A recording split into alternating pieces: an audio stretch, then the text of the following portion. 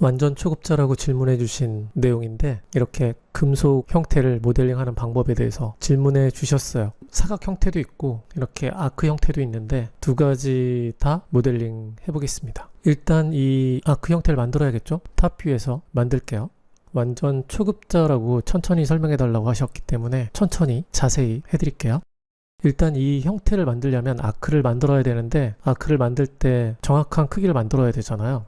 그래서 저는 사각형을 이렇게 여기까지 길이에 해당하는 150짜리 사각형을 만들게요. 여기에 아크를 만들어 보겠습니다.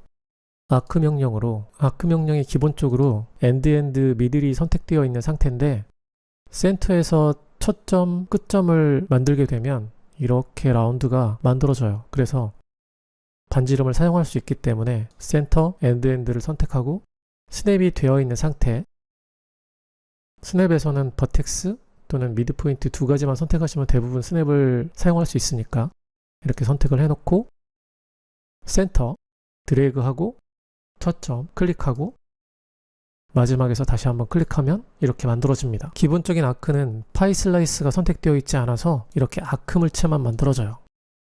이런 아크만 만들어지는데 이 형태를 만들어야 되니까 그때 파이 슬라이스를 선택하시면 돼요. 일단 하나를 더 복사한 다음에 파이 슬라이스 나중에 선택할게요.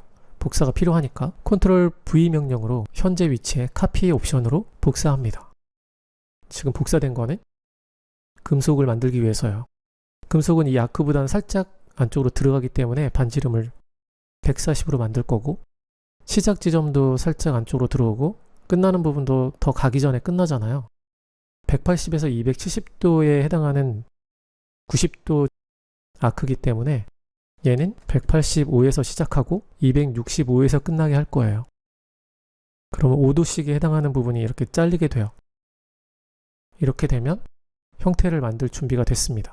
바깥쪽에 있는 사각형은 보기가 좀 불편하니까 삭제를 먼저 하고 크게 만들었던 아크에서 파이 슬라이스를 체크하면 이렇게 센터를 연결하는 선이 생깁니다. 에디테이블 폴리로 컨버팅하면 바로 3D 물체가 되는데 이때 아크로 만들었기 때문에 바깥쪽으로 가는 이 점들이 조금 많이 나오는 편이에요. 그런데 확대를 했을 경우에는 이렇게 꺾임이 보이니까 카메라가 정말 확대를 한다면 바로 에디테이블 폴리로 하지 않고 에디테이블 스플라인으로 컨버팅 한 다음에 인터폴레이션에서 이 스택 값을 2배로 올려주고 12, 그 다음에 에디테이블 폴리로 컨버팅 하시면 점이 2배가 돼서 깨끗하게 곡선이 보이게 돼요. 이렇게 만드는 게 중요하죠.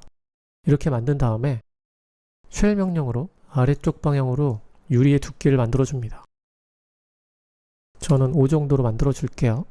이렇게 해서 유리 물체가 만들어지면 디테일한 모델링은 또 해야겠죠. 모서리를 둥글게 한다거나 뭐 그런 것들이죠.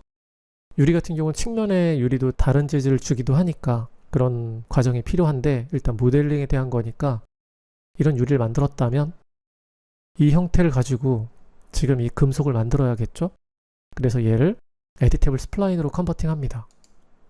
그 다음에 이 스플라인을 이용해서 위에 있는 형태 그리고 옆으로 길게 내려오는 형태를 만들 거예요.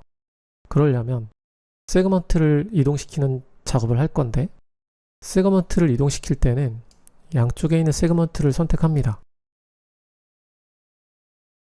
에디테이블 스플라인의 세그먼트 옵션에 보면 커넥트 카피라는 부분이 있어요. 그래서 커넥트를 체크하게 되면 쉬프트 키를 누르고 Z축 방향으로 이동시켰을 때 이런 선이 생깁니다. 근데 우리는 위에 있는 게 다 필요하잖아요. 그래서 세 개를 모두 선택하고 스냅을 오프한 상태로 쉬프트 드래그를 합니다. 이렇게 되면 양 옆에 선도 나오지만 가운데 선도 나오게 됩니다. 여기도 세그먼트이기 때문에 점을 연결하는 선들이 나와요. 불필요한 세그먼트를 모두 선택합니다. 가운데 그리고 아래에 있는 거 딜리트 키로 지워주면 필요한 위의 형태 그리고 옆으로 내려오는 선이 생겨요. 버텍스로 간 다음에 지금 이 모서리는 떨어져 있는 상태예요. 복사만 한 거기 때문에. 그래서 이 모서리에 있는 점을 선택을 다 해주고 웰드를 해줍니다. 그럼 모서리의 점도 한 점이 되는 거죠. 아까는 두 개의 점이 모여 있었는데 이 상태로 가장 위쪽에 보면 렌더링 옵션이 있어요. 스플라인을 렌더링하는 옵션인데 여기서 두 개의 옵션이 있어요. 하나는 렌더링 되게끔만 해주는 거고 뷰포트에선 보이지 않는데 아래쪽에 있는 건 뷰포트에서 렌더링될 두께를 보이게 해주는 거예요. 두 개를 모두 체크하고 사진에서처럼 두께를 만들어줍니다. 그런데 보면 여기도 꺾임이 이렇게 보이잖아요.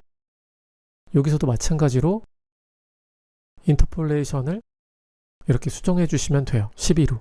그럼 이렇게 부드럽게 보이게 됩니다. 그리고 양쪽 모서리에 있는 점은 지금 보시는 것처럼 라운드가 이렇게 되어 있잖아요. 양쪽에 있는 점을 선택하고 아래쪽으로 쭉 내리게 되면 필렛이 있습니다. 필렛은 모서리를 둥글게 만드는 명령이에요. 이렇게 둥글게 만들어줍니다. 그럼 기본적인 형태가 다 만들어지잖아요. 두께도 있고 라운드도 생기고 모서리도 둥글게 됐고 확대를 해보면 이 단면의 형태가 이렇게 꺾임이 있는 상태로 보이게 되는데 이것도 역시 렌더링 옵션에서 조절할 수 있어요. 렌더링 옵션에 보면 지금 단면으로 돌아가는 이 각이 12개로 되어 있어요. 이것도 역시 2배로 주시면 좀 더 부드럽게 단면 형태가 만들어져요. 이렇게 되면 3D 물체가 될 수 있는 상태가 됩니다. 스플라인으로 그냥 이렇게 놓기도 하는데 만약에 유리하고 붙어있는 이 아래쪽 모양을 만들고 싶을 경우도 있잖아요. 그럴 때는 3D 물체를 만드는 게 좋겠죠? 저는 3D 물체를 만들게요. 에디테이블 프리로 컨버팅 한 다음에 옆면에 해당하는 게 필요하니까 옆면에 해당하는 폴리곤을 이렇게 선택합니다. 그리고 디태치 하는 거죠. 디태치는 현재 물체를 그대로 유지시키면서 복사하면서 떼낼 거예요. 디태치 as 클론이라고 현재 선택된 거를 복사하면서 새로운 물체로 만들어주는 옵션을 체크한 상태로 OK 합니다. 이때는 이름을 잘 주시고 내가 알기 쉬운 이름을 주신 다음에 OK 하고 떼어낸 물체를 선택합니다. 같은 자리를 클릭하게 되면 같은 위치에 있는 물체가 교차되면서 선택이 돼요. 선택을 한 다음에 현재 물체만 확대해서 보고 점을 선택해서 Z축 방향으로 내려서 이 높이에 해당하는 그 위치까지 내려줍니다. 그 다음에 쉘 명령으로 바깥쪽으로 두께를 만들어주면 돼요. 이렇게 만들어주면 원하는 형태가 되는 거죠. 더 디테일하게 만들려면 형태가 여러 가지잖아요. 기울어지게도 할 수 있고 그런 것들은 여기서 수정을 하셔야 됩니다. 에디테이블 폴리로 만든 다음에 모서리에 있는 엣지를 더블 클릭해서 컨트롤 키를 누르고 더블 클릭해주고 챔퍼를 준다거나 하는 거죠. 그냥 내려주기도 하고 이렇게 해서 모양을 조정하시면 돼요. 초급자라고 하시니까 많은 거 설명드리기는 좀 그럴 것 같고 이렇게 해서 형태를 만들 수 있습니다. 이게 첫 번째 모델링이고 두 번째는 사각형인데 사각형 형태도 비슷하게 작업하시면 될 것 같아요.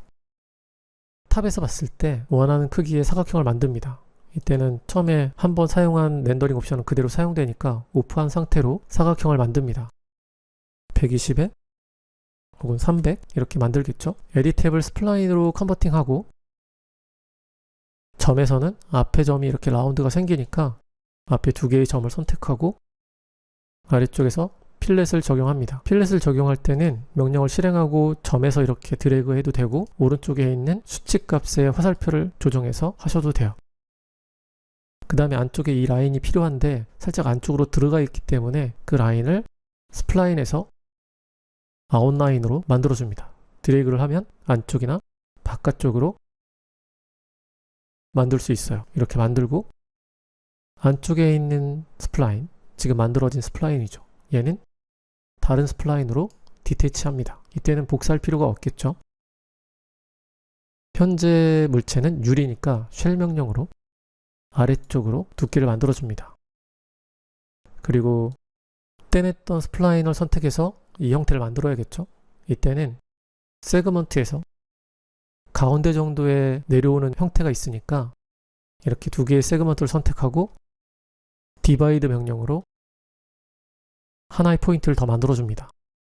그 다음에 뒤쪽에 있는 불필요한 세그먼트는 삭제하죠. 현재 세그먼트에는 이 커넥트 카피가 선택되어 있지 않으니까 선택한 다음에 모두 선택하고 쉬프트 키를 누른 상태로 위쪽으로 높이만큼 올려줍니다. 그리고 불필요한 선들이 이렇게 있죠. 양쪽에서 내려온 선만 필요하니까 불필요한 선들은 선택한 다음에 세그먼트 삭제합니다. 모서리에 있는 점이 붙어 있지 않은 상태니까 이렇게 선택하고 컨트롤 키를 이용해서 웰드합니다. 그럼 붙겠죠? 가장 위쪽에 있는 렌더링 옵션 2개를 선택하고 두께를 정해주면 되죠. 그 다음에 점에서는 이 모서리 둥글게 되니까 저 모서리는 필렛으로 둥글게 만들어줍니다. 그 다음에 앞에서 했던 것처럼 잡아주는 형태를 만들어야 되면 에디테이블 폴리로 컨버팅 한 다음에 폴리곤을 측면에서 보고 이렇게 선택합니다. 그 다음에 디태치 복사하면서 디태치하고 떼어낸 물체의 점을 아래쪽으로 이동시켜서 형태를 만듭니다. 혹시 기울어져 있을 수도 있으니까 스케일로 이렇게 기울기를 수평으로 맞춰주면 더 좋아요. 이렇게 만들어지면 쉘 명령으로 바깥쪽으로 두께를 줍니다. 이렇게 되겠죠? 그래서 아래쪽에 있는 유리, 위쪽에 잡고 있는 금속 이렇게 만들어주시면 되지 않을까 싶은데요.